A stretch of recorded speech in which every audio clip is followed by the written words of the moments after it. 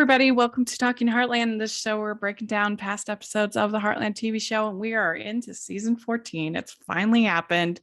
We're finally caught up to at least where we started, where they were when we started. Is just the beginning of season 14. So this is pretty exciting. This is going to be emotional. Get the tissues out. We're going to be talking it out. And I'm film critic Rachel Wagner, and Michelle's here. Hey everyone. You ready for this? Oh, as ready as I'll ever be. Yes, We've been preparing for like a year. Yeah. I mean, ever since we started, and the episode dropped right around when we started, and so we heard all about it, and we had just started watching the show, and so it really had gotten a lot of build up for me finally watching it. Yeah, for sure. Yeah, and it was hard to sort of not see it. So yeah, I know that for me, like when I was watching the show, just these first, 13 seasons, I really tried to just watch that and not really think ahead and just, react and review what we were watching, and not let this sort of cloud that in any way. And I think we've done a really good job of that. But yeah, I have too. But this was impossible to not know about. See it. Yeah. No chance. Yeah, there's no way. So we have the summary. It just says the past year has brought unexpected change to the Heartland family. While Amy deals with a major upheaval in her life, Lou copes with the reality of being the mayor of Hudson, and Georgie revisits her dream of the Olympics. So the big thing, okay, so the very beginning of this episode, we have Ty collapsing from a blood clot that came from after the surgery that he had with the bullet wound from last season.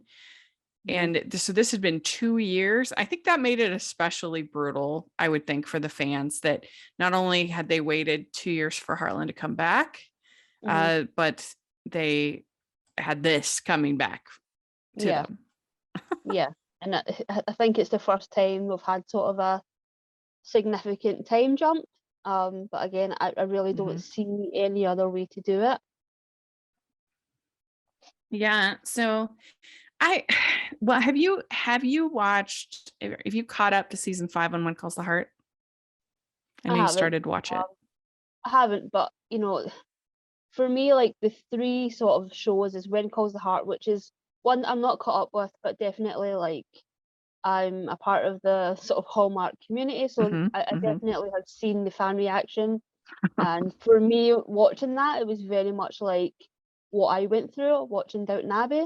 That was my big sort of like that was absolutely heartbreaking. And I said it before, but that episode aired on Christmas Day here, and I was absolutely heartbroken. Like nobody knew it was coming. Same situation. And then the only sort of other one that I can sort of think of is maybe Grey's Anatomy, which had sort of a similar situation where the actor wanted to leave, and that was again, nobody saw that episode coming. So yeah, you could just sort of add this to the pilot. Yeah, I don't think that any of those shows you listed handled the leaving of an actor perfectly, like that I would have done it the way I would have done it.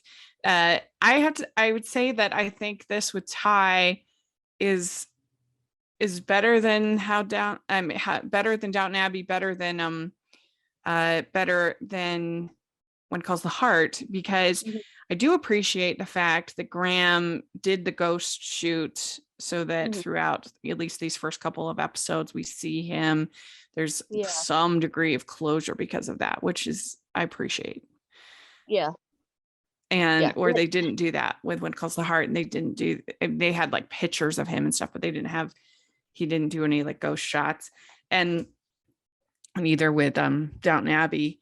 And so that makes this better to me, but I just wish that all of them had a more proper goodbye. Like, why couldn't Ty have gotten, I don't know, like leukemia or something like that, and so where like, okay, the end is coming, and you get a tearful sweet goodbye. Like, why do all of those shows that you mentioned have to have the accident type of death, whether it's Yeah. car accident slash blood clot slash uh slash mounty disaster situation? Yeah. I mean, it just seems like surely they could have one day of shooting with the person and have them be able to say goodbye to this great, romance and love, and say goodbye to the Mhm. child. And I mean, at Yeah. least with Downton Abbey, he got to see his baby. So at least they gave us that. And I mean, When Calls the Heart was the worst of all of them because they not only had him not see his baby, not even know about his baby, but also they'd only been married for 3 episodes, which was so bad. I mean, uh, unbelievable. So yeah, this one is isn't terrible, but Hmm. I don't know. I appreciate that he did the ghost because I felt like at least that gives some closure. I wish that wish that they had had to be some other kind of death so that there could have been like a moment to say goodbye. Yeah. Yeah. And because when you do it this way, it is leaving Amy in such a situation where she is, unable to move on because it is, such a traumatic, Mm-hmm. thing. She saw the love of her life just die in front of her. Gone, there one minute, gone the next. So yeah, it was a brutal way to do it. And yeah, I've no idea in terms of like, did they have, one day with him in order just to do all of this to pepper throughout these episodes? I've no idea. I do know that he does have, Graham still has a good relationship with Amber, so it's I mean, yeah, I it's just I appreciated that we at least got that, which, like I said, we didn't get mhm, with those other shows. yeah. With those So other shows, it sort of felt like the actor was done and doesn't give the writers much time to respond, whereas it felt like this, he had, said that he was done, and he would mhm, give X amount of time to sort of write him out. But yeah, yeah. Well, and it's funny you had Brian Bird and Lori Laughlin on Home and Family after it happened, and they're like, "We looked at Downton Abbey for guidance," and I'm like, "Everyone hated what they did to Downton Abbey." I don't know a single Downton Abbey fan that was like, "That was handled great. We loved yeah, that."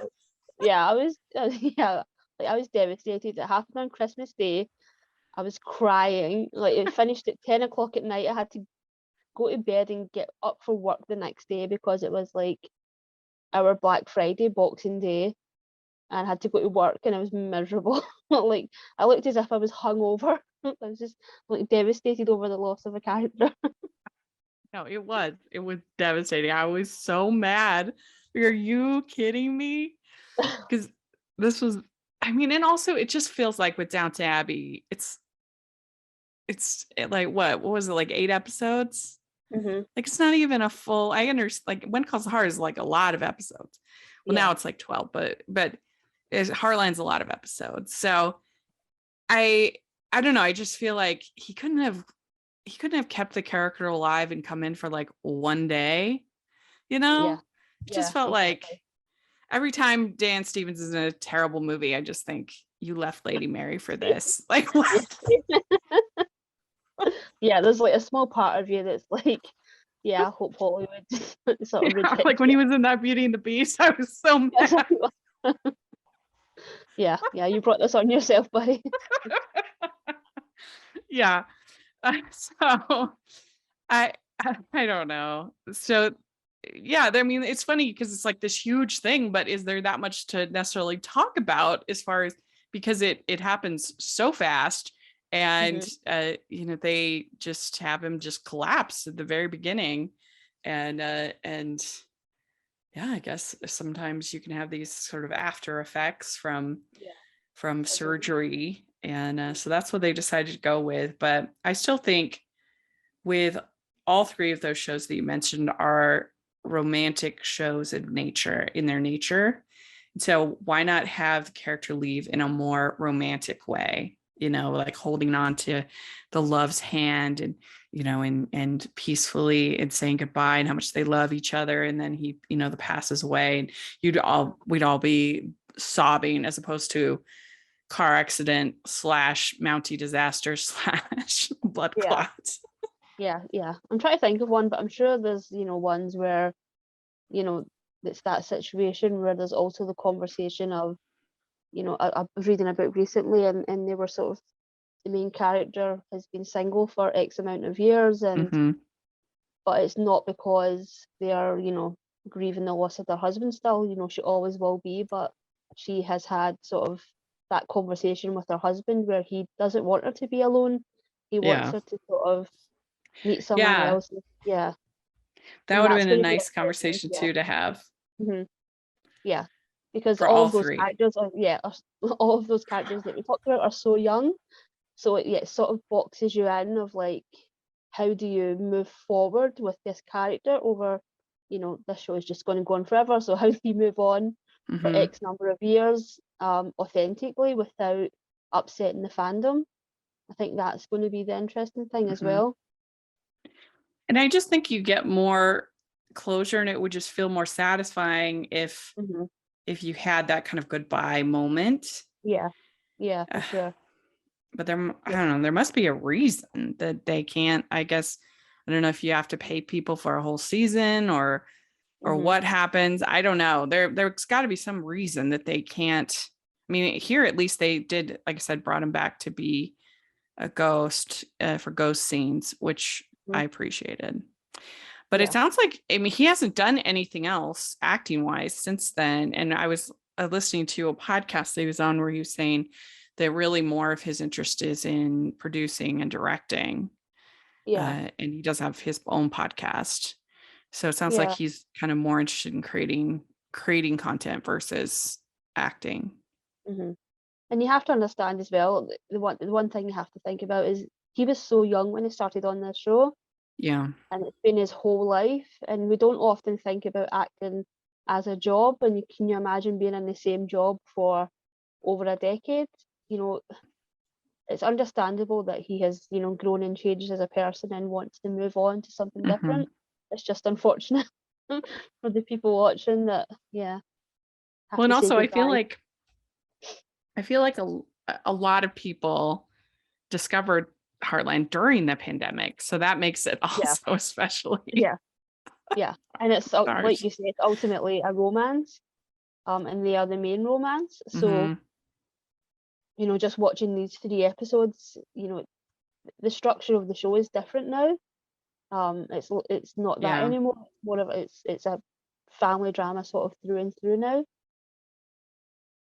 Yeah. And like I said, it was kind of tough timing because hmm people have been waiting 2 years to come back to this brutal episode and this tough season, like Amber said in the interview. And I hope y'all have listened to that interview because I thought she was really insightful. And so, yeah, then they kind of move on. I mean, they have this all happen at the very beginning, and then they kind of move on with a story. So with So 1 year later, mm-hmm. We have Lou being mayor, and you've got this little kid picketing outside the mayor office, and we have Rick, her chief administrative officer. What do you think about Rick? He's I fun. cannot get yeah, I cannot get a handle on Rick. I really love the actor. I love the way but I'm not sure if he's like trying to antagonize Lou, because it also feels like he's been actively bad at his job. And I'm like, what's your deal? Like, what are you trying to accomplish by not giving her all of the information? It's like he's sort of setting her up to fail and then going, well, you should have listened to me. And it's like, well, you never said anything. Like, so yeah, I Yeah, can't get a handle on him. yeah. I mean, he seems pretty fun, Yeah, he does but seem like a fun energy to bring in. mhm. But yeah, I agree. He doesn't seem like that good at his job. Right? I mean, wait, what? The fact that she's got this family thing this weekend he's just hearing about it, and then there's also this, work thing that he's just pouncing on her then. And so it seems like there's some scheduling problems going on. Yeah, I mean, I I don't did not think, see that coming. yeah, like We being like, mayor of Hudson, I don't even think is a full-time job, like a small mm, town like that. yeah, I imagine so. Yeah, I wouldn't imagine it's, especially they wouldn't let her take on the job when she has, several others. Yeah. So But that is not that Heartland is a Hallmark show, but that is because, like, on When Calls the Heart, you had Abigail being also mayor and running the cafe. On Good Witch, you had Abigail, Abigail, I guess both name Abigail run also being mayor, and then you had Martha being mayor and doing a million other things. So I don't know. It's a funny thing that it's kind of like it's a trope that they like to use in these kinds of dramas. I think is to have one of the characters become mayor of the town. All right. What else do we got? So Lou's not wearing her engagement ring. oh, I'm She's so mad at this. Skyping with Mitch, and this was obviously again a COVID Yeah, thing yeah. I'm so to mad. work around it. Like a big milestone part of the relationship, and we don't see it again. Like I Mhm. understand, obviously, with the time jump, but yeah, it was like so Yeah, there's a annoying. time jump a year, Hmm. and we get them Skyping, and then we have Quinn who is sporting some quarantine hair. He Yeah, looked like COVID hair, long hair. And he's coaching a girl named Fiona McIntosh. So Georgie's pretty jealous of that. hmm. What'd you think of the new quarantine Quinn? I mean, I really like Quinn. I really like him in these episodes. I just feel like they're such a good match. He's so mature. He's so good for her. Mm-hmm. And I feel like he is a good fit. He does the sort of fish out of water sort of thing really well. Mm-hmm. Yeah, I just feel like he's such a good fit for Georgie. Yeah. And I think he brings out sort of the best in her so far that we've seen with her, love interests. Mm-hmm. Yeah. I mean, I could use a hair trim, but other than that, yeah, he's great. He's great. So they're going to have a memorial for Ty. Are we to assume that? So they had a funeral because in the next episode, she's mad at Lily Yeah, for not coming to the funeral. So they had a funeral. So this is like a 1-year yeah, memorial yeah. They scattered the thing that they're ashes. doing. Yeah, yeah, because they Yeah. scattered the ashes at the end. So yeah, I'd imagine it's sort of. So it was interesting, she does say, she didn't remember the funeral. Um, Mm-hmm. yeah. So Jack tells Amy that they should go to the river into the fishing cabin. And Hmm. he says, I've found great solace in my life at that river. And of Hmm. course, they had so many iconic moments between Ty and Amy at the cabin. Yeah. Yeah. And I was like, here comes the flashbacks. I knew they were coming. I was like, Yeah. they're going to make us sit through all of these flashbacks, and they're just going to make us suffer.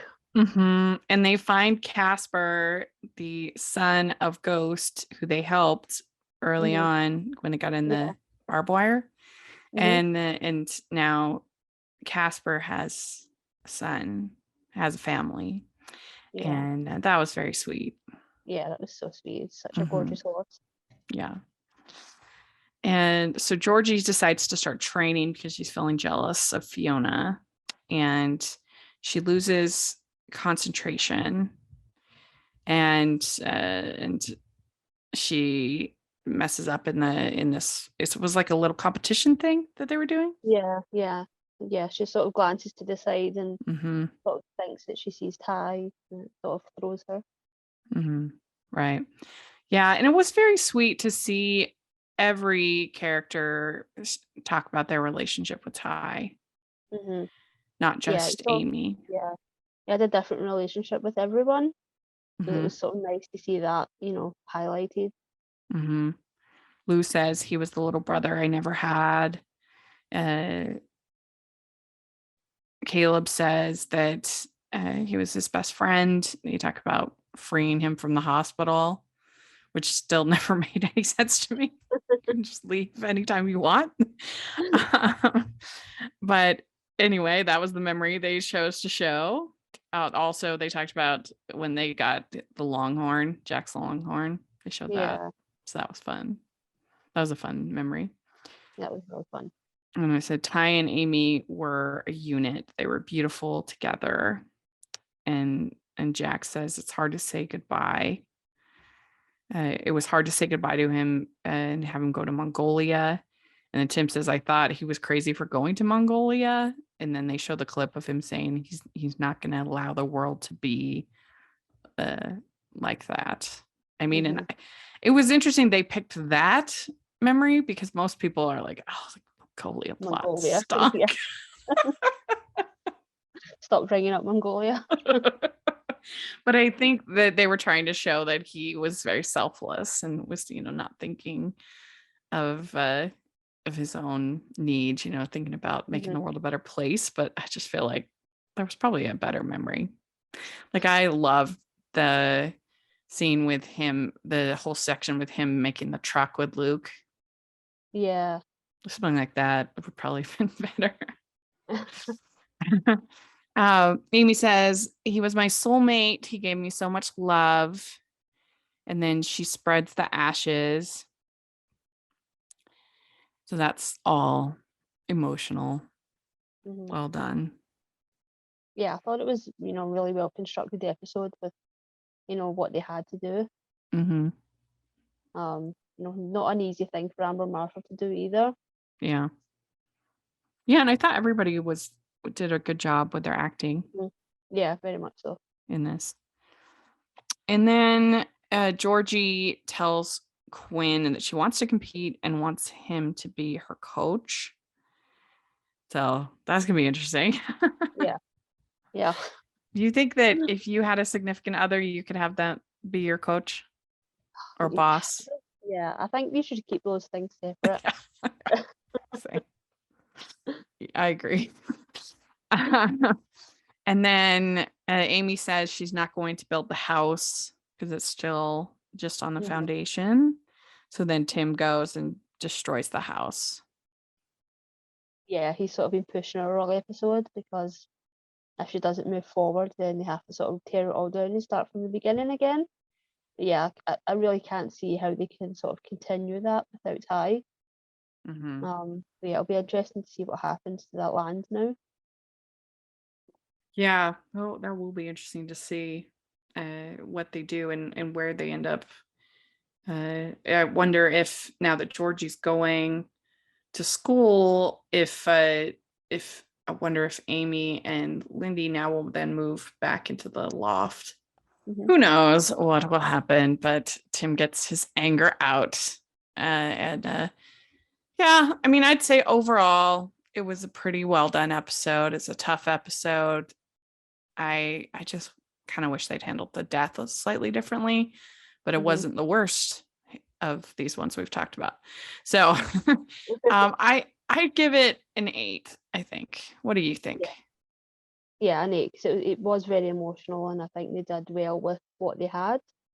And you always sort of feel for the writers in this position because they're the ones that have to deal with it and trying to find a way to sort of not please everyone, but also just write an episode of TV that is dramatic and emotional and works. And I think this did. Yeah, I think overall it did work.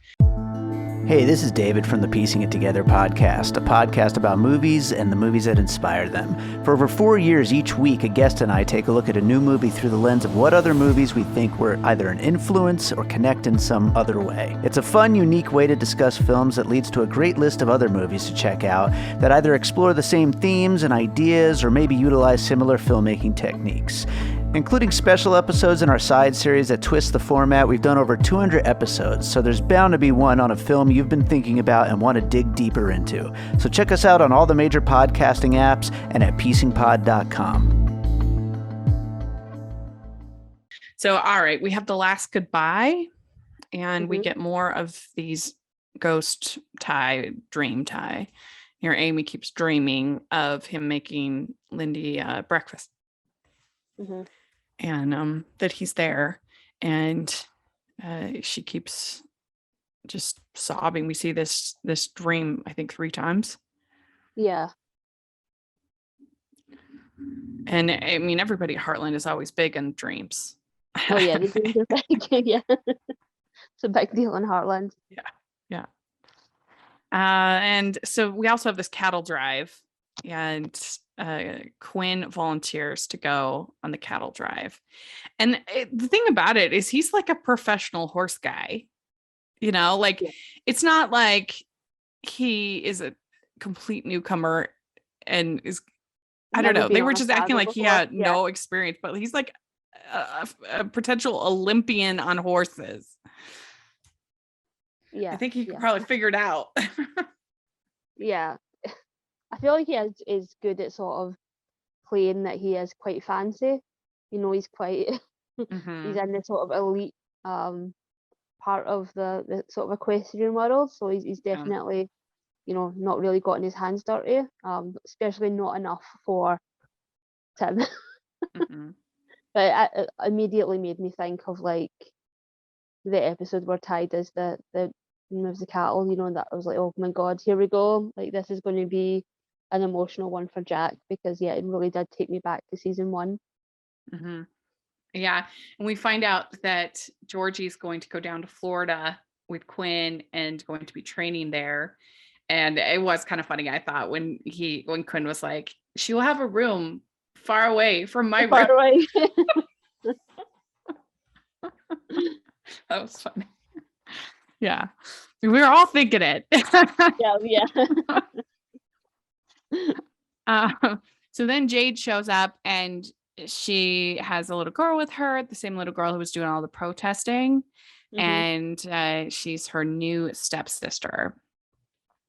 So Parker is her name. Mhm. And what do you think about Parker? I really like Parker. Especially in the next episode. I'm a little confused. I feel like they have to bring in every few years. They have to bring in like a new kid for Jack to bounce off of. Mm-hmm. He's so good with kids. And I think she's great, and she's great with him, especially I'll say in the next episode. But yeah, I thought it was a strange sort of way to bring her in, of like it's Jade's newest sister and the parents aren't around, and I'm like, this is Well, I really mean, weird. There's these especially, parents like offloading their child onto these people that they've never met. Like, yeah, mhm. that was the bit that sort of threw me. It's like the parents don't know Jack, so that really confused me. Yeah, well, and it's confusing because they already have Lindy and Katie there that they can Yeah, use. It's not like they yeah, don't have children at the yeah. house already. And they just got rid of Luke. Hmm. So they had Yeah, another. So I don't yeah, know and we why love they Luke. needed So, Parker. yeah, we love Luke. So I think bringing him Mm-hmm. in, every couple of episodes would have been really nice as well. Mm-hmm. And we haven't seen Jade's mum in so long, so it took me a second to be like, oh yeah, no, we do know Jade's mum. It's just been a while since we've seen her. Yeah. And when this airs, you all will have already heard our interview with River, John, the actor who plays Luke, and he was delightful. I hope you all enjoyed that, Yeah. because I just was very impressed with him. I thought he was so sweet and engaging, and sometimes interviewing the child actors, they can be a little like one word answers, just be a little shy, which is fine and understandable. But he Mhm. was really, really great, I thought. Yeah, yeah. He sort of surprised me on every question. He was very Mm-hmm. thoughtful, and just had a really good energy about him. Yeah, I agree. I'll put a link down if people want to listen. If you missed it, make sure to check it out, because he was great. But anyway, yeah, Parker. I mean, she's a little too cutesy, I think, sometimes a little too she almost does feel like a character in Gilmore Girls, sort of the Mhm. prattling and the fast talking and, kind of a thing. which feels a little weird in this show, but it's just fine, little girl. Yeah, I feel And like it's the just sort of, interactions with Jack are yeah, I feel cute. like it's the closest I've gotten to Mallory with another Yeah, child actor. I that's feel like they're true. trying to sort of recreate that a little bit. That's a good point. So I did think it was really funny when Quinn is taking the selfie on the thing, and they're like, "You stay at the back at all times." I don't know. They were all like horrified by it. That was funny, I thought. That was really funny, yeah. Yeah, because so Jade goes on the cattle drive as well in Quinn, and Mhm. they end up short 6 cattle because Quinn didn't stay at the back like he was supposed to, and so they're all. Tim is upset, and Jim, what am I saying? But Jack is more upset, and Tim says, "You're being mean, Jack." The Jack I know is never mean. And he says it's about someone who isn't on this cow drive. Yeah, Tim yeah. Tim says, "I'm angry enough to tear down a house. My advice is to not tear down Quinn." Mhm. So yeah, some good advice from Tim. Yeah, Finally, you've usually, sort of crossed the line when Tim calls you out. yeah, exactly. That's what I was thinking. uh, and then we have more going on with Lou being mayor, and there's the fire sprinkler is leaking, and so she gets it repaired, but it's reported as a renovation, that she used public Mhm. funds to renovate her office, which, if it is the mayor's office, I don't understand why you couldn't use public funds. It's a Yeah, public building. It's her office. yeah. This was where I was like, what is Rick's deal? Because he knew Yeah. that this was going to happen and he didn't see anything. It's like, what's your deal, buddy? Like, Yeah. Yeah. what are you trying to achieve? I have a feeling Lou being mayor is not going to be my favorite, like, Yeah, plot I line think whenever we they saw go this to it. coming. Yeah, yeah. Yeah. Especially in the next episode, I was sort of frustrated with like the multiple things that she has to juggle. And yeah, hmm it's frustrating that that's always her storyline of like she has a million things on the go. hmm Yeah. And so she is considering using Heartland beef for the town barbecue, Hmm. and they're going to sell it at cost.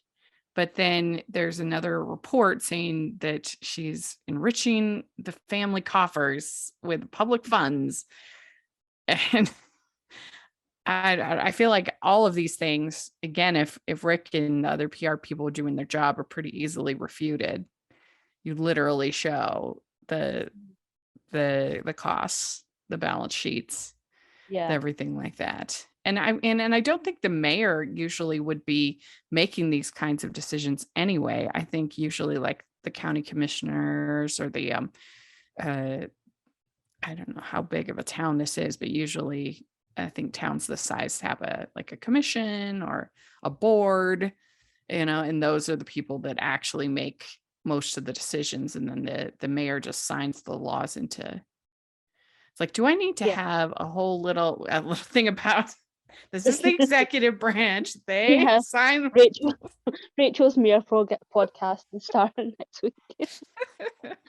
I mean, this is Canada, so who knows what they do up there? I have no idea. Yeah, but it does very much feel like a one-woman show, which, Yeah. like I say, doesn't feel like the case. Um, there doesn't seem. I don't think we've actually seen like a town sort of meeting or board, hmm which I feel like should exist in a Yeah, town I'm like trying this. to think if we have ever seen anything like that. Like, usually when they have town meetings, it seems like it's a Town meeting. baggies, Yeah, yeah, just like a text that went around or something. which she'd be Everybody using is Maggie. government funds Yeah, for Maggie's. yeah, she's making them Um, all buy burgers at Maggie's. hmm Anyway, so she is dealing with all of that, and then we have Amy trying to decide whether she should try again with the wild colt, because she was training it when Ty died. And then we also get this whole scene with Jack remembering the whole moment when he gave Ty his black cowboy hat. He said it was his favorite hat. Yeah. And he gave it to him because he that was back up in, like, what was that, season 1 or 2? Yeah, I think it was season 2. Two, Ty, yeah. sort of, there was a calf that sort of got separated, and he went down and sort of fell down and injured himself, as Ty was wanting to do. Mm-hmm. And Jack had to sort of rescue both of them. Yeah. And so he throws the cowboy hat in the river in honor of Ty. So that was a sweet moment. Yeah, I love that. Yeah.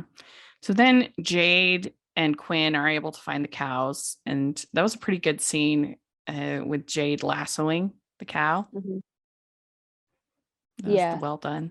They did a good job with that. And I like her, like, she likes Quinn, but like her priority is Georgie. So she's like, if you hurt Georgie, I'll make you regret it. Which is good. I think it's more likely Georgie hurting him. Let's be real. Mm-hmm. Yeah, for sure. Looking at the track record, So Quinn and Jade bring the cows back, and Jack apologizes to Quinn. And then they have the Fall Harvest Festival with all that non-Heartland beef. Yeah. Have you ever had a harvest festival before? No, I don't think so. Okay. And I mean, but I go to this festival. They have full-on big ribeye steaks. Looks good to me. So then Amy says, what I need is for you to embrace any opportunity that comes your way. And so she decides to take the wild horse back from the cabin, and then Lou says that she will look into the bee initiative and look into the pesticides that Parker has been. I'm not sure why they are spraying pesticides at the park to begin with. It's not like it's a crop or a farm or something like that. Who cares if there's bugs at the park? The only reason you spray pesticides is for crops that you need, not on a park. Yeah, it feels like Parker was protesting about something different, like every scene we saw her in. Yeah, so she's saying that if you remove the bees, then you hurt the bee population, and that hurts everything. And that's true. That's accurate. Yeah. But I just don't understand why there would be pesticides in the park to begin with, because there's no reason. Maybe you can have like herbicides, like trying to get rid of the weeds and stuff, maybe, I guess. But pests, who cares if there's bugs at the park? Yeah, agreed. All right, well, what do you think about this one, 1 to 10? 7.5. Thought it was really good. I thought the sort of emotional core of it was obviously the Jack storyline. I thought it was done really well, because I think when you look at the show as a whole, I think the person that was probably most affected by Ty's death, other than Amy, would maybe be Jack. They had such a father-son bond, so yeah, I think it really worked on that level for me. Yeah, we also had, I forgot, the Amy going to the therapy place and meeting Abraham. And then he meets Mickey, and he says, or he greets Mickey, and he says Mickey helped. Abraham was the former owner of Mickey, and he says Mickey helped him get through homesickness when they moved from Syria. So yeah. All right. The one I think that is interesting about this whole thing with Ty and Amy is that it's like the one thing that Amy hasn't really been able to fix, like she's so great at everything that Yeah. I'm kind of curious to see this season about how she is a little bit more thrown by this whole thing. Yeah. Yeah. I think that'll be good. Yeah, that'll be interesting. And I imagine a big challenge for Amber Marshall this season. Mm-hmm. All right. Well, the next episode is called Making Amends. And this is Amy begrudgingly helps Ty's mother, Lily, with a traumatized racehorse. Lou gets into even more hot water when she tries to sell Hudson as a must-see tourist location. So overall, what do you think of this one? Oof, this was a heavy one. Yeah. Yeah, I'm sort of glad I watched all of.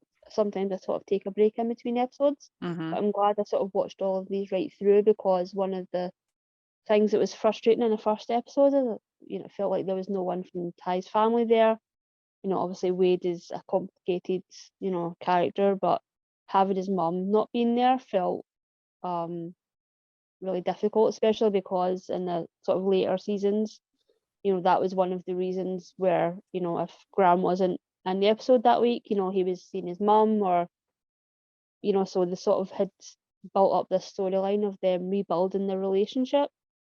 So that was sort of difficult to sort of get my head around in that first episode, but I'm glad that it was brought back around here, and we sort of really dealt with Ty's loss from his mother's perspective, from an addict's perspective as well.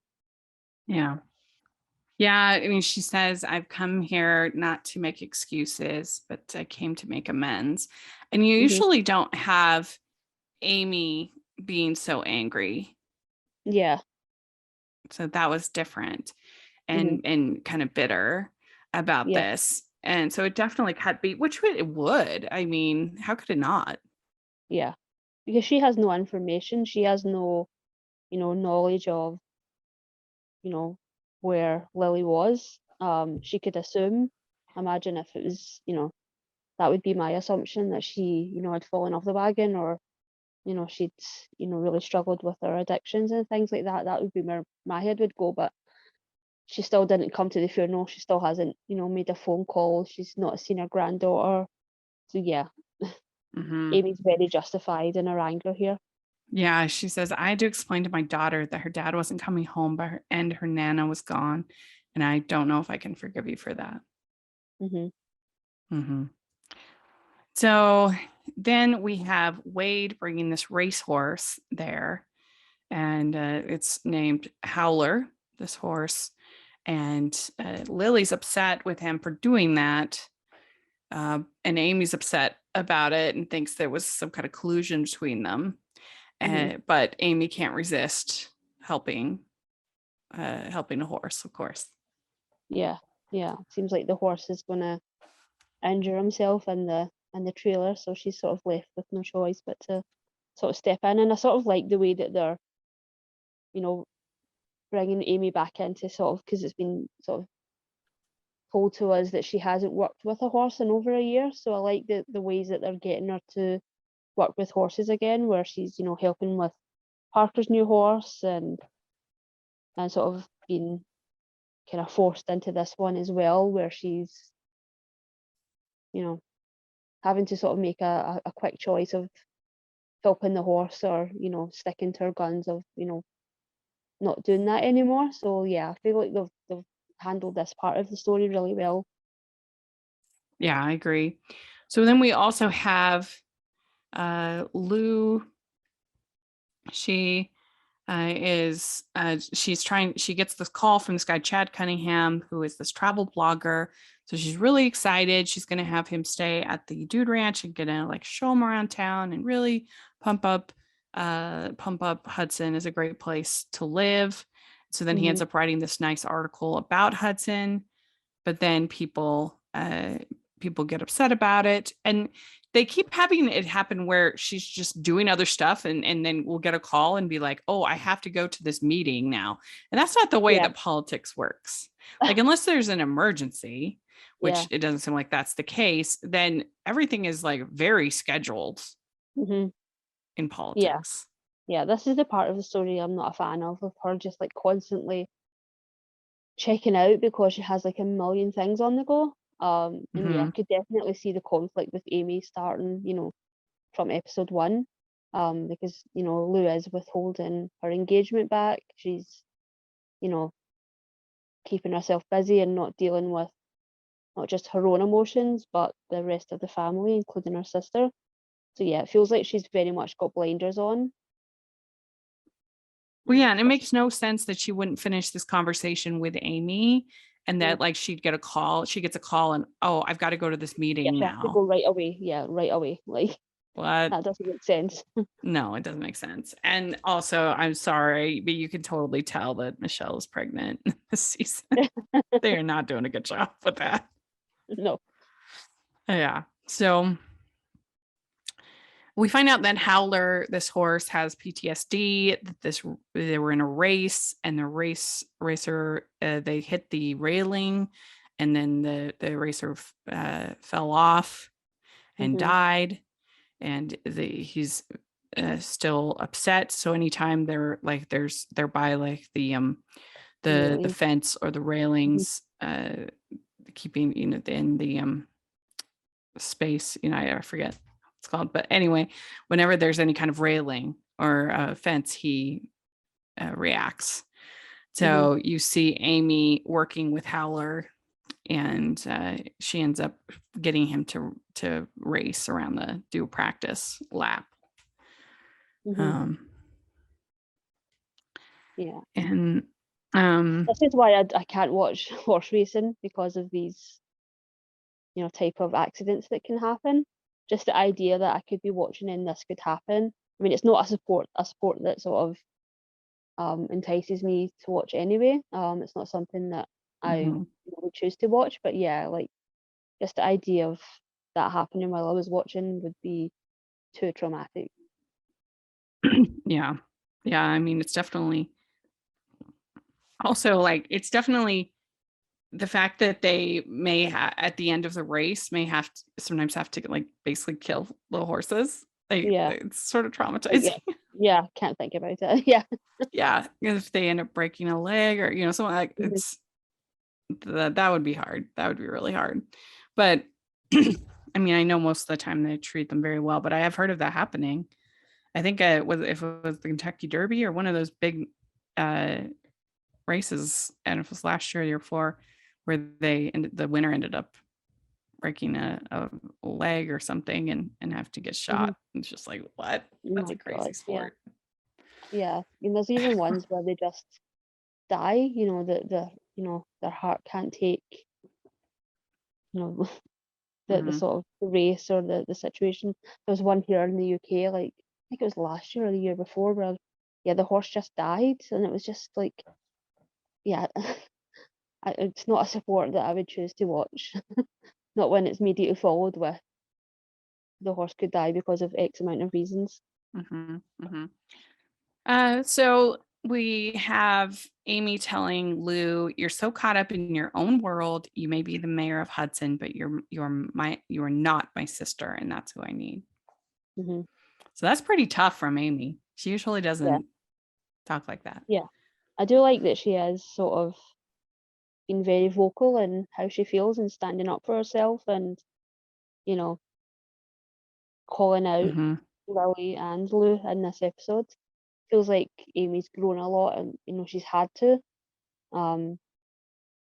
She's become sort of there's sort of a bit of spark in her, at least in that sort of aspect of her life.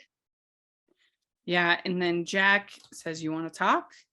And she says, "I'm sick of people making excuses." And that's when Jack says, "It's a disease, Amy." And he says, "I saw it with my dad and with Tim, and it deserves a little more understanding than anger." Yeah, which was a good moment. Yeah, that is the hardest part about addiction.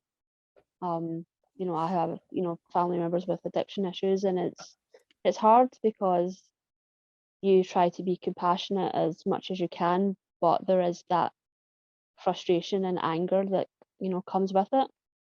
This Mm-hmm. thing of like, well, why can't they just stop? Even though you know why, logically and intellectually why, but yeah, it is such a difficult thing to deal with. Um, Yeah, definitely. And it's hard to know that line between when am I enabling the mhm, behavior and when am I loving, the person and helping them through this. That would yeah, be very tricky. I've actually, two of my cousins passed away from drug related problems, and it's yeah, tough, really and it's tough. also when do you stop sort of accepting excuses, and yeah, it's hard. Yeah, It's a really hard because thing to deal with. are you enabling Mhm, the addiction, or are you loving the person? mhm. And that would be hard to know. We also have Parker insisting that Jack gets solar panels, Yeah, and I think so this is go the ahead. funnest part of their relationship so far for me. We're just like going around switching off all of the lights. Yeah, it was pretty funny. So he builds these, like, they're, what did they call it, like brackets or Yeah, whatever, that or solar for the, panels. yeah, for the solar panels, but I guess she gives him the wrong measurements, and Yeah, so I don't think she included like the actual frame of the things. So yeah, they had to be a he bit has to do it wider. all over again. Yeah. But she's just like, I'm just a little girl. I'm just I'm a just a kid. kid. Why are you listening to me? Even though sort of bullied you into this. It's cute. It's really cute. So then Lou says, I feel like I'm failing at everything.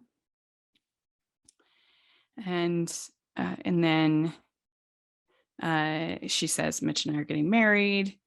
Uh, and then Peter says that he broke up with Jen, which is a bummer. I Yeah, like them. I liked him as well.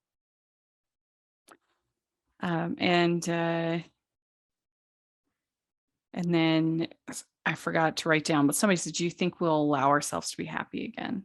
I'm not sure if that was Lou, but Hmm. mhm.